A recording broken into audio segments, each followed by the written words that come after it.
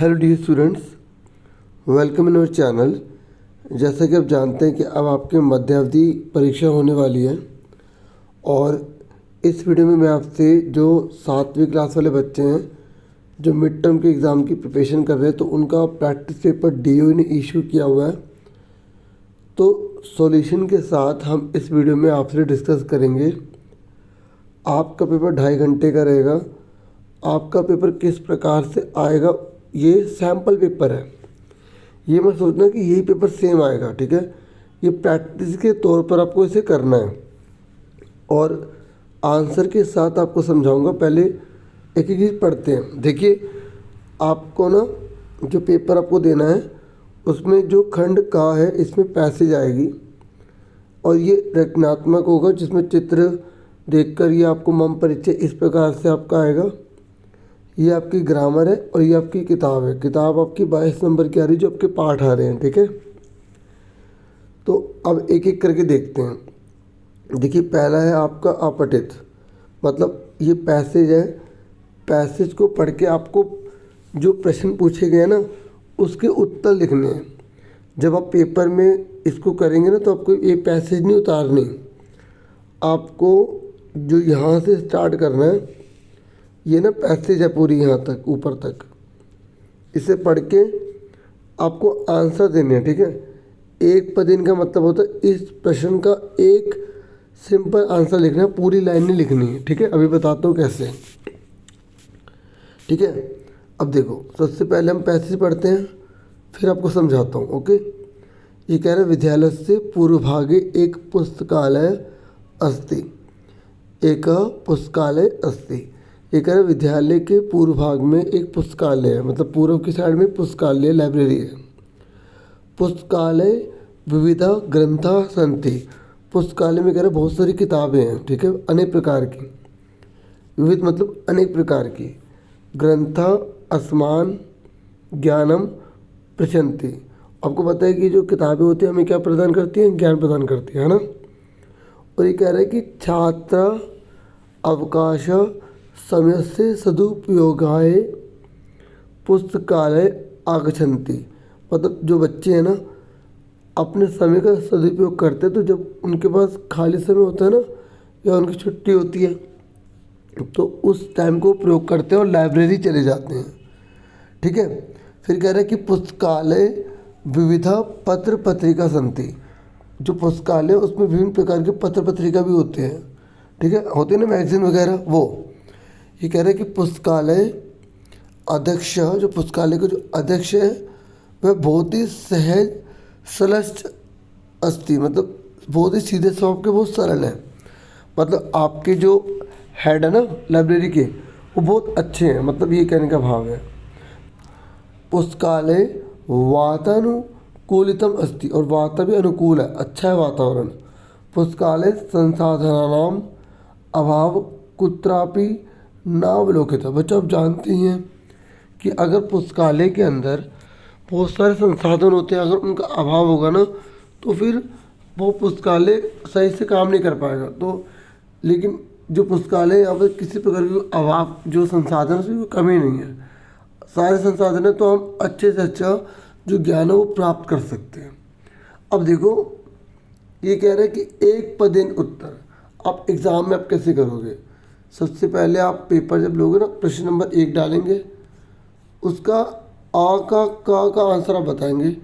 अब आप में से कुछ बच्चे कहेंगे सर हमें तो संस्कृत समझ नहीं आती, तो कैसे करना है मैं आपको बताता हूँ। देखो, यहाँ लिखा एक पद, मतलब एक शब्द आपको बताना है।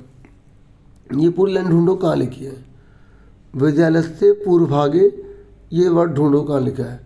देखो ये लिखा ना। तो अब आप देखो कि कौन सा अक्षर नहीं लिखा। विद्यालय से लिखा, पूर्वभागे लिखा, अस्थि लिखा है। ये देखो, विद्यालय से लिखा, पूर्वभागे लिखा है और अस्थि लिखा है, बस ये वर्ड नहीं लिखा। कौन सा वर्ड नहीं लिखा, ये वाला। तो ये आंसर आ गया। जब आप इसका आंसर दोगे ना, केवल एक पुस्तकालय लिख दोगे। अब आपको दिखाता हूँ एग्ज़ाम में कैसे करते हैं। देखो, जब आप एग्ज़ाम में करोगे ना तो पहले का जो एक पद है ना उसका आंसर ऐसे लिख देना, पुस्तकालय। केवल आपको आंसर देना है और आपको केवल 3 करने हैं। 4 में से ना आपको कितने करने हैं? केवल 3 करने हैं। ठीक है, अब आगे पूछा गया है पुस्तकालय कीदृशम अस्ति। तो अब आप इसका आंसर ढूंढो, पुस्तकालय और कीदृशम ढूंढो। अच्छा, ये तो मिलेगा नहीं, ये क्वेश्चन है। पुस्तकालय किस प्रकार का दिखाई दे रहा है, ठीक है, तो कैसा है या कैसा है पुस्तकालय, ठीक है। तो हम देखेंगे कि पुस्तकालय जो है वो वातानुकूलितम है, ठीक है। और देखो जिस प्रकार की भक्ति होती है ना, उस प्रकार से आंसर ढूंढो। ये माँ है तो माँ, तो आप देखो पुस्तकालय यहाँ भी लिखा, अस्थि लिखा, तो ये चीज़ नहीं लिखी, तो इसका आंसर ये आ जाएगा। ठीक है, ठीक है ना, ये देखिए आंसर। ठीक है, ये सारे आंसर हैं, आप पहले पढ़ के खुद करना। ठीक है, उसके बाद नेक्स्ट है ग्रंथा अस्मान किम पृच्छन्ति। तो ग्रंथा अस्मान किम पृच्छन्ति, तो अब इसका आंसर ढूंढो। तो ध्यान से देखो, ग्रंथा ढूंढो और अस्मान ढूंढो और पृच्छन्ति ढूंढो। ये देखिए ग्रंथा लिखा है, अस्मान लिखा है, पृच्छन्ति लिखा है, तो हमें ज्ञान ही तो देते हैं, तो ये ज्ञानम आंसर आ जाएगा। ठीक है, देखो ये जो ज्ञानम है ना, ये तो ये बिंदी है ना, ये माँ होता है ऐसे, या तो बिंदी लगाओ या ये लिखो, दोनों में से एक लिखना होता है। ठीक है, चलो, ठीक है ना, ये आंसर आ गया। एक पद इन बोले तो एक ही शब्द लिखना है, जैसे ये लिखा हुआ है, कितना साफ सुथरा लिखा है, आपको भी ऐसा लिखना है। ठीक है, हाँ, प्रिंटेड फॉर्म में थोड़ी लिखोगे आप, राइटिंग में लिखना है, खुला खुला सही से लिखना। फिर नेक्स्ट है पुस्तकालय विविधा के संति। पुस्तकालय में अलग अलग प्रकार की क्या चीज़ है, तो ढूंढो विविधा कहाँ लिखा था, ये लिखा, तो ग्रंथा आ गया। ठीक है, तो ग्रंथा आ जाएगा इसका आंसर। इसका आंसर क्या लिखेंगे हम, खाली ग्रंथा।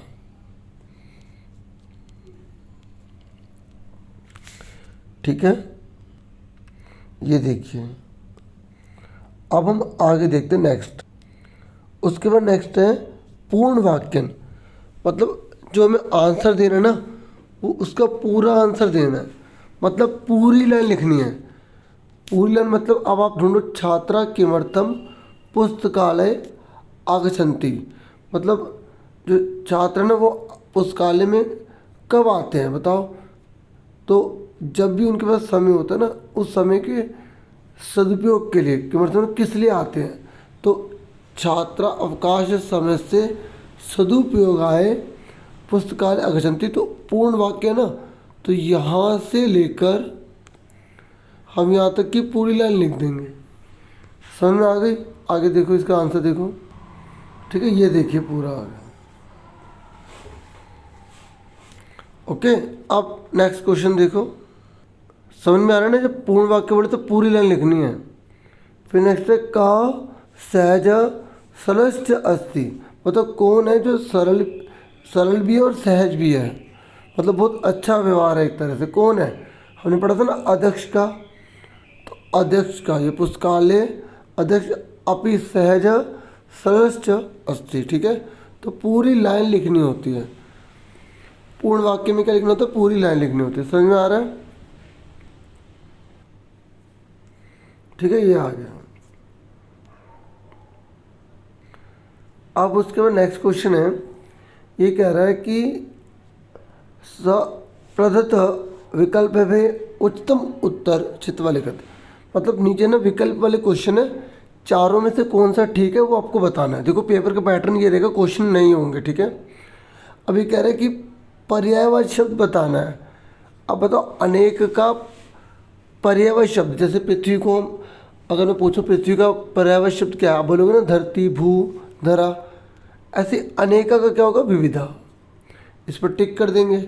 ठीक है, या आप नंबर 1 डाल के सा का आंसर लिख देंगे। अभी आंसर दिखा दो, पहले इसी में समझ लो। अगर असहज का विपरीत शब्द, मतलब विलोम शब्द क्या, जैसे अच्छा का बुरा, काला का सफ़ेद, ऐसे असहज का क्या होगा, सहज। बहुत आसान है। फिर कह रहा है कि ये जो ग्रंथा है ना, ये इस विशेष्य पद से, इस विशेष्य पद का मतलब विशेष्य मतलब होता है जिसकी हम बात कर रहे हैं, उसका विशेषण कौन सा है। जब भी हमें विशेष्य दिया होता है तो जो विशेषण होता है उसके आगे होता है। तो ग्रंथा ढूंढो, कहाँ लिखा है, ढूंढो पूरी लाइन में ढूंढो, ग्रंथा कहाँ लिखा है, ये लिखा ग्रंथा। तो इसके आगे वाला जो शब्द है वो विशेषण होता है। और वैसे भी आपको पता होगा विशेषण किसे कहते हैं, जो संज्ञा और सर्वनाम की विशेषता बताते हैं। तो विविधा आ जाएगा इसका आंसर। क्या आ जाएगा बच्चों, विविधा। समझ में आ रहा है, ठीक है। तो इस ग्रंथा का विशेषण क्या होगा, विविधा। ओके। और फिर कह रहा है कि इस कहानी का आप नाम क्या दोगे। देखो जब कहानी के नाम की बात आती है ना, आप कुछ भी नाम दे सकते हैं, ठीक है। जैसे पुस्तकालय लिख सकते हैं, अस्माकम पुस्तकालय लिख सकते हैं। मतलब शीर्षक का मतलब होता है कहानी का क्या नाम दोगे। जैसे आप एक पुस्तकालय लिख सकते हैं। इस मतलब पैसेज में ना कोई ऐसा शब्द लिखो जिसके ऊपर पूरी पैसेज है, ठीक है। अब इसका आंसर देख लो, जो मैंने आपको समझाया, मैंने बता तो दिया आंसर, फिर भी और देख लो एक बार, ठीक है। ये मैंने सारे आपको समझा दिया। देखो ये सारे, ये पता है क्या बता रहा है कि शीर्षक को बच्चा ये लिख दे, ये वाला लिख दे, इत्यादि मतलब कोई भी लिख दे। ये मैं सोचने पूरा आंसर है, नहीं। मतलब शीर्षक मतलब कहानी का नाम। जैसे एक प्यासा कौवा, किसी बच्चे ने लिख दिया कौवा और घड़ा। पढ़ा था ना, एक कौवा प्यासा था, घड़े में पानी थोड़ा था, कौवे ने डाले कंकड़, पानी आके ऊपर पानी पिया और उड़ गया, है ना। तो अब कहानी का नाम एक बच्चे ने उसमें लिख दिया प्यासा कौवा, एक ने लिख दिया कौवा और घड़ा, है ना। तो कहानी का नाम आप कुछ भी दे सकते हो, लेकिन वो उस कहानी से रिलेटेड होना चाहिए। तो ऐसे ही जो पैसेज है ना, किसी बच्चे ने ये लिख दिया या किसी बच्चे ने ये लिख दिया, ठीक है। तो या किसी और ने कुछ और लिख दिया, लेकिन वो पैसेज से रिलेटेड है, ठीक है। इसका आंसर पूरा नहीं है, दो दो आंसर बता रखे। ये इन्वर्टेड कोमा का मतलब ये होता है कि अलग अलग है, ठीक है। अब हम नेक्स्ट पे बढ़ जाते हैं। नेक्स्ट क्या बोला गया पढ़ लेते हैं। अब आ जाइए खंड खा पर। तो ये कह रहा है इस चित्र को देखिए और इस चित्र को देखकर मंजूषा की मदद से आपको 4 लाइन बनानी है। कितनी, 4 लाइन बनानी। एक लाइन के 2 नंबर है। तो अब देखो सूरज उदय और तो सूर्य उदयती, तो आपने संस्कृत में पाठ पढ़े, उसकी हेल्प लेकर आप आराम से सेंटेंस बना सकते हैं। नहीं तो यहाँ पे हिंट भी दे रखी है, ठीक है। तो ये आप अपना बना सकते हैं, लेकिन फिर भी आंसर देख लो, आइडिया ले लो, ठीक है। और यहाँ पर ये बताया गया आंसर में, ये आंसर नहीं है, ठीक है। ये सब बताया गया कि आप कुछ भी अपनी समझ से लाइन लिख सकते हैं, छोटी छोटी लाइन बनानी है।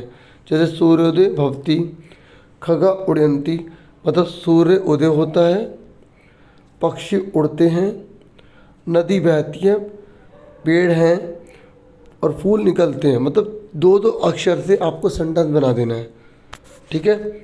फिर इसके और में एक क्वेश्चन है, अगर आप चित्र वाला क्वेश्चन नहीं करते तो ये कह रहे हैं कि आप मम परिचय लिख दो। मम परिचय तो बच्चों अच्छे से कर लेना। मम परिचय मतलब आपको अपना परिचय देना है, और मेरा विद्यालय कर लेना, ठीक है। मेरा झंडा वाला भी कर लेना। तो मम परिचय में जैसे मेरा नाम ये है, मम नाम, ठीक है। जो भी आपका नाम है, मम नाम अजय अस्ति, इस तरीके से मेरा नाम अजय है। ऐसे जो भी है आपको सेंटेंस बनाने हैं, ठीक है। तो आपको दोनों में से एक करना है, या तो आप चित्र करेंगे या आप 5 लाइन बनाएंगे जो आपको टॉपिक दे रखा होगा।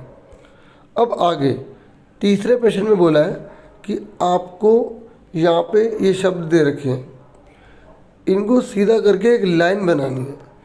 4 नंबर का तो आपको 4 लाइन बनानी है। इन शब्दों का प्रयोग करके ना बच्चों आपको 4 लाइन बनानी है, ठीक है। जैसे आपने बनाया बालिका, ये क्या है, बहुवचन है। तो बालिका फलानी खादंती, तो आपने इस तरीके से बना दिया, ठीक है। तो ऐसी सीता वस्त्रम सीवती, इस तरीके से आपको इसको लेकर ऐसे बनाना है, ठीक है। फिर मतलब जो भी आपको लगता है, जैसे अभी हम बहुवचन है तो बहुवचन के साथ बहुवचन लेंगे, ठीक है। इस बात का ध्यान में रखना है। आप ये बना सकते हो सीता गीतम गायती, सीता गीत गाती है, ठीक है। और देखो जैसे मी है तो मी आम के साथ मी लगता है, तो इस तरीके से आपको वो भी ध्यान रखना है। जैसे आपने बोला अहम विद्यालय गच्छामि, मैं विद्यालय जाता हूँ, ठीक है।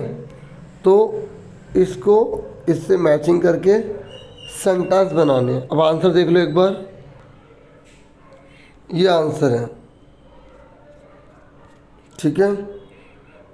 सोचिका वस्त्रम सीवति, मतलब जो दर्जी है वो कपड़े सिलता है। बालिका फलानी खादंती, जो लड़के हैं, ठीक है, वो फल खाते हैं। सीता गीतम गायती, सीता गीत गाती है। अहम विद्यालयम गच्छामि, मैं विद्यालय जाता हूँ। अब हम पढ़ेंगे नेक्स्ट। नेक्स्ट है हमारा खंड ग। अब ये ग्रामर स्टार्ट हो गया, 18 मार्क्स की है, बहुत इजी है। यहाँ पर कह रहा है कि ये जो शब्द लिखे हैं ना, इनकी विभक्ति बतानी है कि प्रथम है, द्वितीय, तृतीय, चतुर्थ है, तो ये है। तो आप जब अपनी पीछे जो प्रतिपद पठंती है और जो धातु रूप वगैरह हैं उनको अच्छे से करेंगे तो आप आराम से बता पाएंगे कि कौन सी विभक्ति होती है। जैसे ये प्रथम है, ये चतुर्थ है, ठीक है, ये तृतीय है, ठीक है, इस तरीके से सप्तमी है, षष्ठी है। चलो आप इसका आंसर देख लो, और इसकी तो आपको प्रैक्टिस करनी पड़ेगी। जैसे देव देव देवान वाला है ना, ऐसे ही रमा रमे वाला, तो वो आपको सारी धातुएं पढ़नी पड़ेंगी जो आपके बुक में पीछे दी होती हैं, तो उससे आप आइडिया लोगे। जैसे शु आता है तो वो कौन सी भक्ति होती है, शाम नाम आता है तो कौन सी भक्ति होती है, तो लास्ट के अक्षर से आप याद रख सकते हो। पुल्लिंग, स्त्रीलिंग, ठीक है, अकारांत, आकारांत, वो सब आपको पता होना चाहिए, ठीक है। देखो मत है प्रथमा है, शिक्षा है चतुर्थी है, मया तृतीय, सर्वेशाम षष्ठी है, और शु आ गया तो सप्तमी होती है, ठीक है। अब नेक्स्ट देखते हैं, नेक्स्ट कौन सा क्वेश्चन है। नेक्स्ट कह रहा है कि अगर शब्द जुड़े हुए हैं तो उनको आप अलग करो, अलग है तो जोड़ो। मतलब उपसर्ग है ना, उपसर्ग उसके बेस पर है। उपसर्ग पता है ना आगे लगता है, तो आप उपसर्ग को अलग करो। आप यश है तो अप जमा यश हो जाएगा, तो इस तरीके से अनुभव से जोड़ देंगे, आहार में आ अलग कर देंगे, और समझमा तुझ संतुष्ट हो जाएगा। जब माँ और ता जुड़ता है ना तो ना बन जाता है। अब देख लो एक बार, चेक कर लो आंसर, ये देखिए, ठीक है, बहुत आसान है ना। अब एग्ज़ाम में जैसे ये क्वेश्चन आएगा तो ज़रूर अब थोड़ा कुछ और चेंज कर देगा। अगर आपको पता होगा क्या करना है तभी तो आप कर पाओगे अच्छे से, और अपने एग्ज़ाम की प्रिपरेशन कर पाओगे। अब अगला क्वेश्चन देखो, उसके बाद बोल रहे गिनती लिखिए। तो गिनती आपकी बुक के पीछे 50 तक दे रखी है, और 50 तक आपको याद करनी है। अगर 100 तक दे रखी है तभी आपको 50 तक करनी है फर्स्ट टर्म में, ठीक है। तो अच्छे से कर लो। 40 को क्या बोलते हैं, चतवारिंशत, हर चीज़, ठीक है। 40 को चतवारिंशत, 18 को अष्टादश, 22 को द्वाविंशति, ठीक है, और 36 को षट्त्रिंशत, 45 को पंच चतवारिंशत, ठीक है, इस तरीके से। अब आगे देखते हैं आगे क्या है।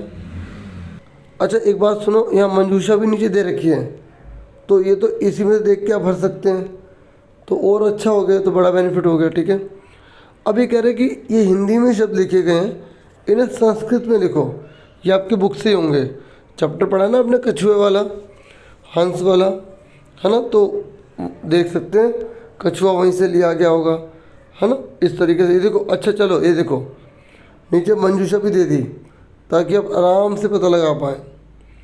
हाँ या ना, देखो ये राख का हो गया, भस्म हो जाएगा, है ना, कछुए का कुर्म हो जाएगा, है ना।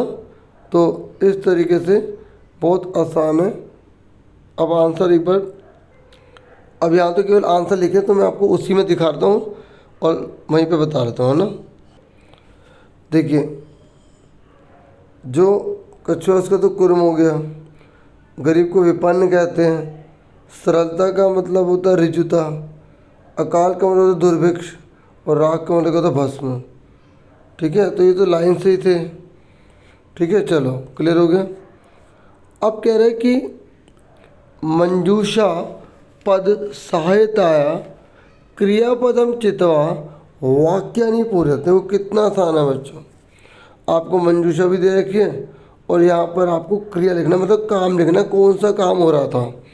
जो हंसा भयाम सह कुर्मो अपि, क्या कर रहे थे वो, उड़ रहे थे, बख्शी श्याम कर रहे थे, बोल रहे थे, प्रतिवसती मतलब वहाँ बस रहे थे, रह रहे थे। तो सिंपल जो थे वो उड़ रहे थे। ठीक है, ये चारों के आंसर हो जाएंगे। आपको केवल 3 करने हैं। ठीक है, तो एक बार फिर भी इसमें बता देता हूँ। हंसा भयाम सह कुर्मो अपि उड़ियते। हंसों के साथ एक जो कछुआ है वो भी उड़ रहा था। अहम किंचिदपि न वदिष्यामि, मैं कोई भी शब्द नहीं बोलूँगा। देखो यहाँ अहम आया तो मी लग जाता है, तो इससे पहचान सकते हो। एक कुर्म अपि तत्रैव प्रतिवस्थित स्म, एक कछुआ भी वहाँ पर रहता था। वयम गृह नीत्वा कुर्म बक्ष्यिष्याम, मतलब इस कछुए को ले जाकर घर में उसका मतलब समझ गए ना, उसको खाएगा वगैरह, ये करेगा। अब उसके बाद अब आपका भाग घ आ गया। ये 22 नंबर का है। ये आपकी बुक की पैसेज है। तो जैसे मैंने आपको अनसीन पैसेज बताए थे ना कि एक पद में छांटना है, पूर्ण वाक्य में छांटना, तो ये वही है। ये वही कहानी है कछुए वाली।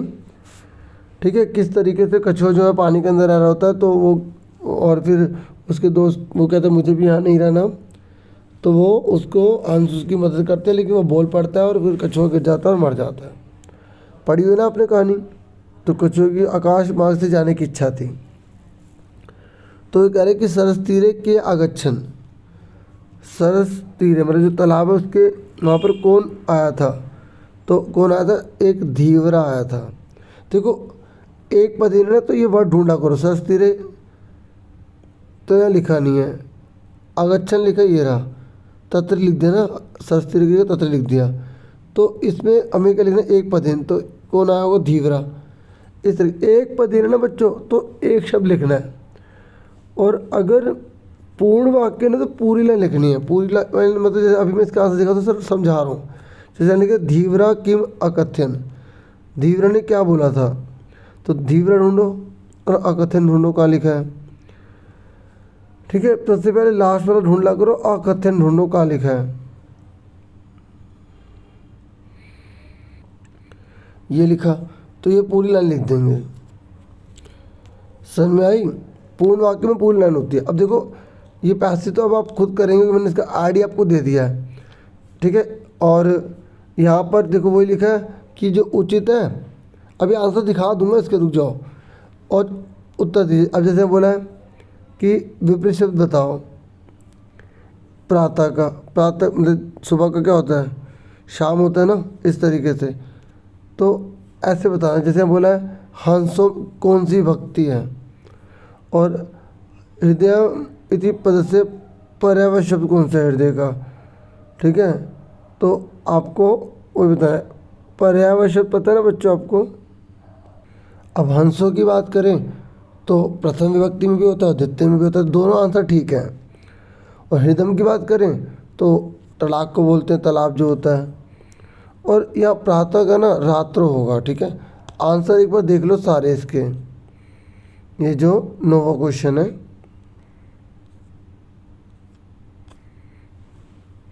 ठीक है, ये सारे आंसर हैं।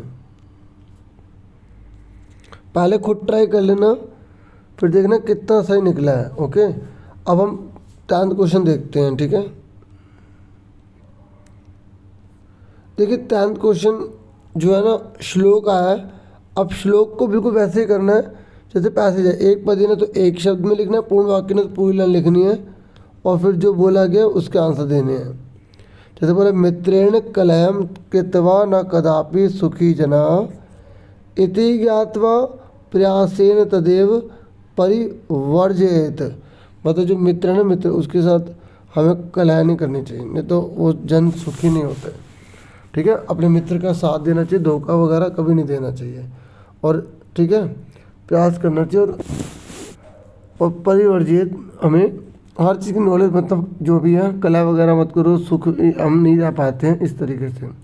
और प्रयास करते रहना चाहिए हमें, ठीक है, अच्छे काम करने का, ठीक है, और मित्रता को बनाए रखने का भी। अच्छा, अब इसके आंसर भी आप कर लेंगे ना। मैं इसके आंसर दिखाता हूँ केवल आपको। चलो एक एक पढ़ ही लेते हैं पहले। केन क्लेम ना करनियम, हमें किससे लड़ाई नहीं करनी चाहिए। देखो एक पदेन बोला तो एक पदेन ढूंढो, ये करनियम ढूंढो, ठीक है, कलह ढूंढो, ये लिखा तो मित्रेण से। तो केन का मित्रेण, देखो जो क्वेश्चन मार्क, देखो आपको पता होना चाहिए का वाले क्वेश्चन होते हैं, जैसे केन, कस्मीन, कस्से। तो जो यहाँ पर जिसमें दियो उसी में ढूंढा करो, केन मित्रेण, इस तरीके से होता है, ठीक है। और का सुखी न भवती, कौन सुखी नहीं होता, कौन नहीं होता सुखी।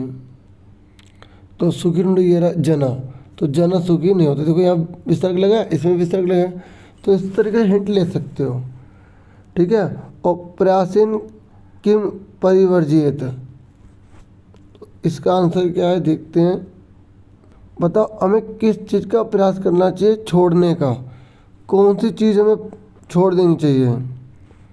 प्राचीन तदेव परिवर्जित, ठीक है, ज्ञातवा थी। तो मेन तो वही है कि हमें जो कलह है, क्लेश है, उसको छोड़ देना चाहिए। तो इसमें आपको कला का बताना था।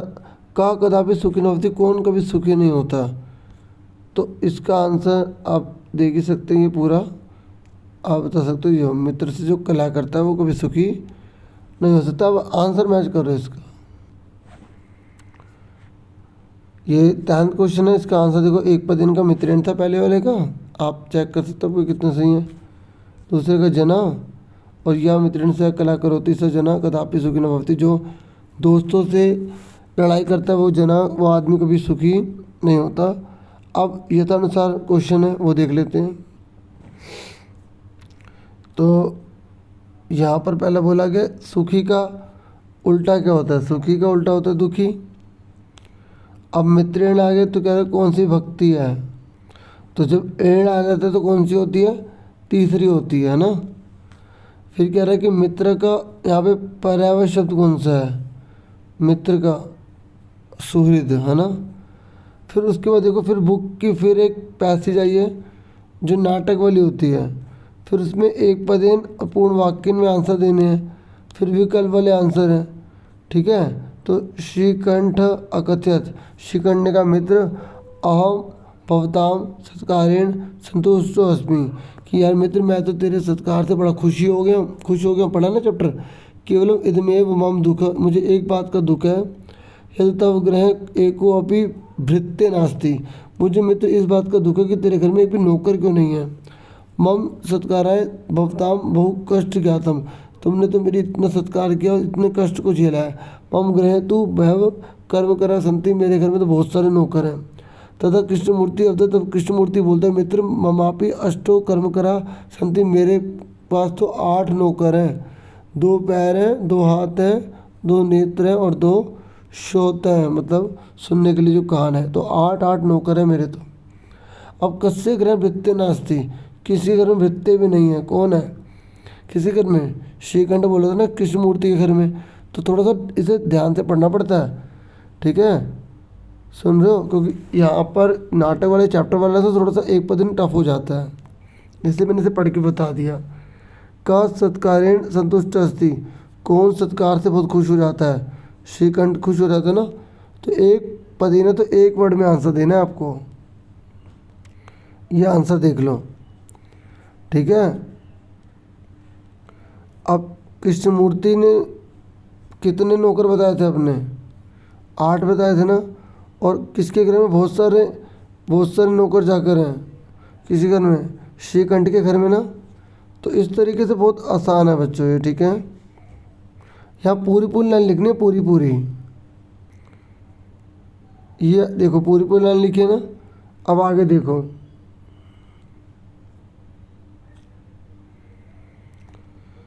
ये कह रहे विकल्प दीजिए। संतुष्ट का उल्टा क्या होता है, असंतुष्ट, ठीक है। ये कह रहा आँखों को हम क्या बोलते हैं, लोचन बोलते हैं, है ना। मतलब पर्यायवाची शब्द ही आपको आना चाहिए। ये कह रहा है ग्रह में कौन सी विभक्ति है, ग्रह आ रहा है ना, सप्तमी विभक्ति है। ओके, आंसर देख लो एक बार 11वीं के सारे दोबारा से। देखो विभक्ति तो अच्छे से कर लेना, क्योंकि अगर विभक्ति नहीं आएगी तो गड़बड़ हो जाएगी। ठीक है, अब हम 12th क्वेश्चन देख लेते हैं बच्चों। अगले क्वेश्चन में ना आपको आंसर देकर प्रश्न बनाना। मृत्यु न प्रतीक्षते, मृत्यु परीक्षा मतलब प्रतीक्षा नहीं करती, सॉरी, तो मृत्यु प्रतीक्षा नहीं करती, तो कौन प्रतीक्षा नहीं करता है, तो कहाँ आ जाएगा। ठीक है, और कलम कृत्वा नर दुखी भवति, जो लड़ाइयाँ करते रहते हैं वो आदमी दुखी होते हैं, तो कौन होते हैं, तो यहाँ पर भी कहाँ ही आ जाएगा, सेम आ जाएगा। पितरम कर्मणा सेवेत, और सॉरी पितर कर्मणा सेवेत, तो यहाँ पर क्या आएगा, पितरम कर्मणा सेवेत, तो आएगा कम कर्मणा सेवेत, मतलब किसकी सेवा जो है ना हमें करनी चाहिए, मतलब कर्म करना चाहिए। तो रामाबाई मुंबई नगरे शारदा सदनम स्थापित, तो रामाबाई जो मुंबई नगर शारदा में जो है सदनम में मतलब स्थापित में रहती थी, तो कुछ मतलब कहाँ पर। ठीक है, अब आंसर देख लो एक बार। ओके,